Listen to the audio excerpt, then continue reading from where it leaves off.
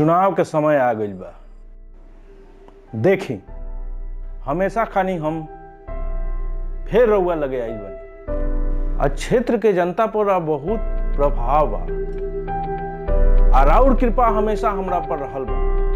ऐसे हम आशा करब कि हमेशा खानी रउआ हमार साथ दी। एकदम चिंता के जरूरत नहीं है।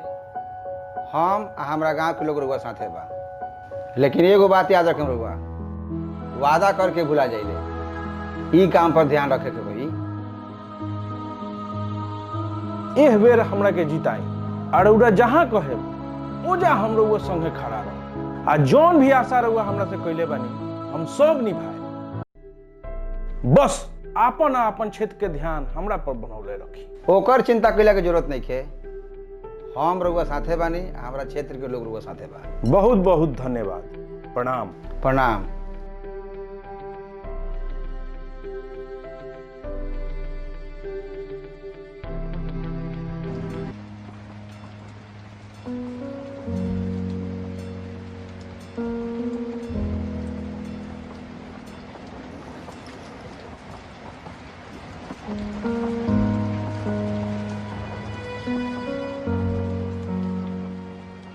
Prince,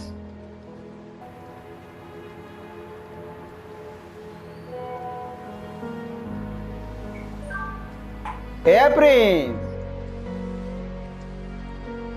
Prince.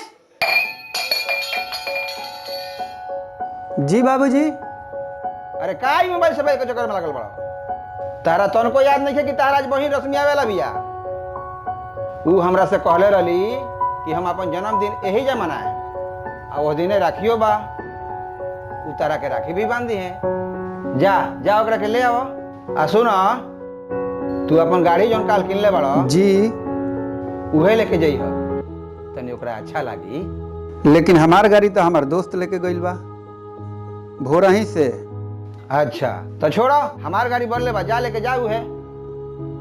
राउर गाड़ी ड्राइवर लेके गइल बा, ई कह के कि ओकर ब्रेक फेल बा।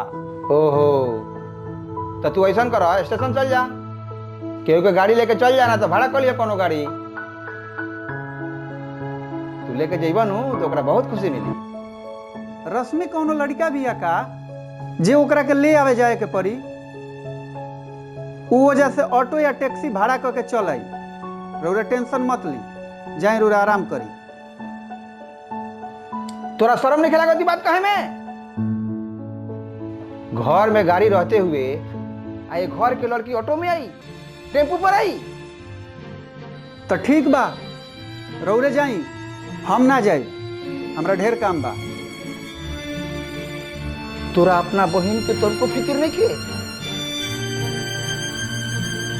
शादी हो गई तो का बहन पढ़ाया हो गई? का ओकरा हमनी के प्यार पावे के कोनो अधिकार नहीं के? कान खोल के सुन ले, ये घर पर जितना अधिकार तोर बा उतने अधिकार तोर बहन रश्मि के बा।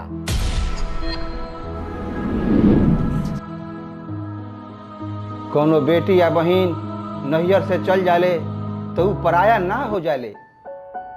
तो एगो बात सुन ली, रश्मि हमरा खातिर पराया हो चुकल बिया और ये घर पर खाली हमार अधिकार बा।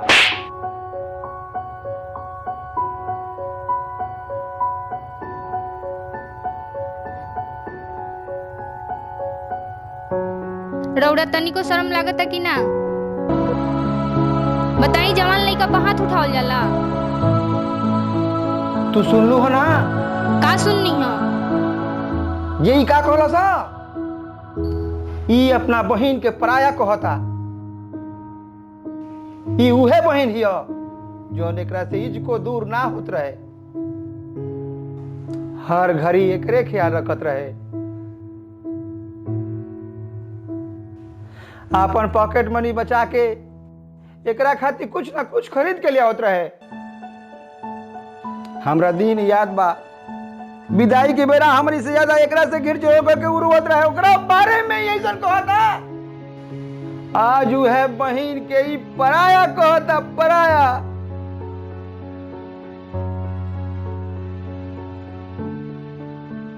फुओ तो आज राखी बांधे आवल चाहत रही ना बाबूजी। वो कितना बार है घर में आइल बारी, लेकिन हर एक बार वो ऑटो से आइल बारी। रौरा कबो अपन गाड़ी लेके उनका खातिर गइल बानी नानू?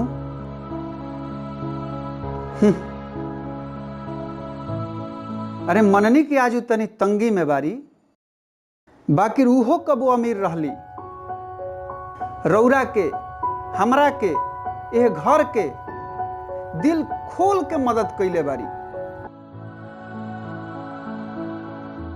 फुओ तो यह घर से विदा भइल बारी बाबूजी।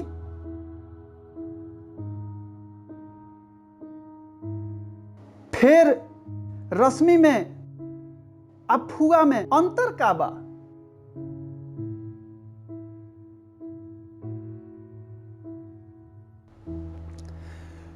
रश्मि अगर हमार बहन ही तो फुओ तरह और बहन ही ना बाबूजी।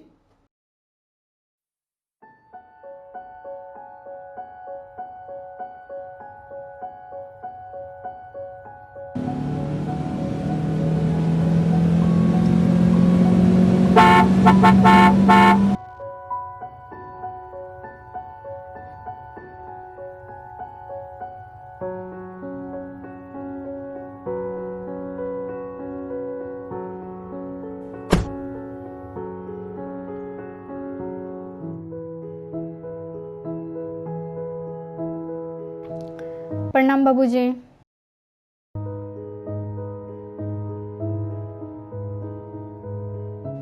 प्रणाम माँ।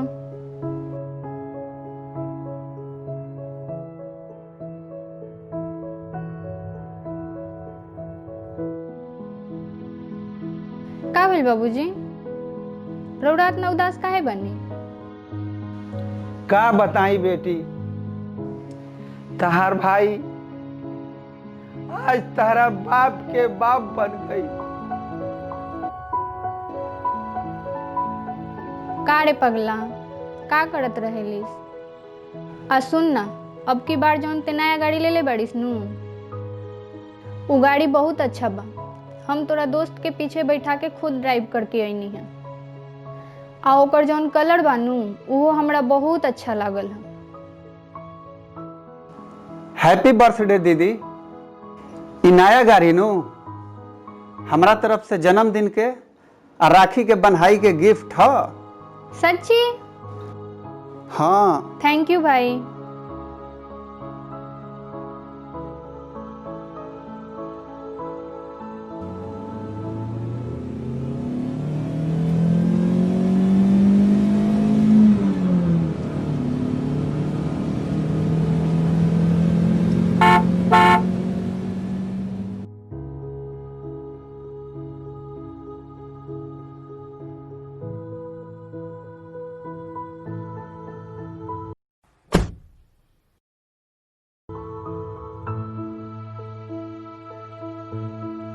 ई का भैया, तू नु बतैबो न कैला न फोने कैला, आ सीधे गाड़ी भेज देला ह। प्रणाम भैया। प्रणाम भौजी।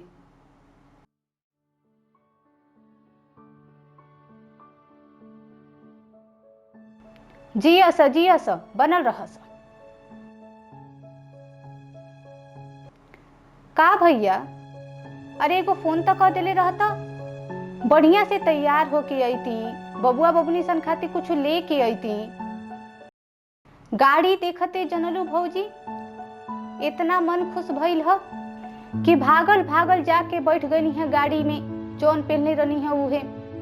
ऐसा लागल ह जैसे बाबूजी जिंदा हो गईले। अब तो भगवान से ही प्रार्थना बा, हमारा हर जन्म में तहरे जैसन भाई भौजाई मिले, तहरे जैसन भाई भौजाई मिले। अब हमरा पूरा विश्वास हो गई कि हमने के ना रहला के बाद हमने के बेटा रिश्ता के जुगा के राखी।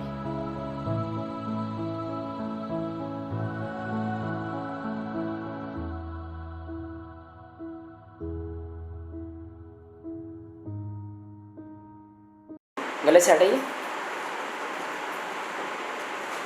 भाई की तरफ घूमिए, भाई प्रणाम करिए।